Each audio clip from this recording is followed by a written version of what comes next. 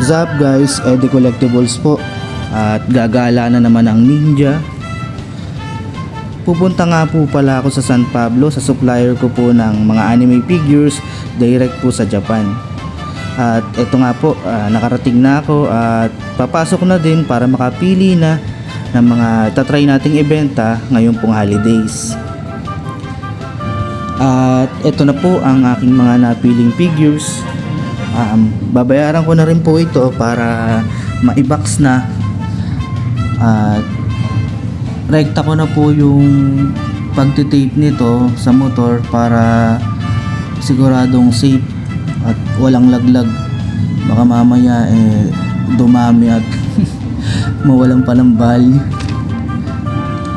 Bali nga po pala isang malaking box at isang malaking plastic bag ang inabot nitong mga binili ko po sa aking supplier.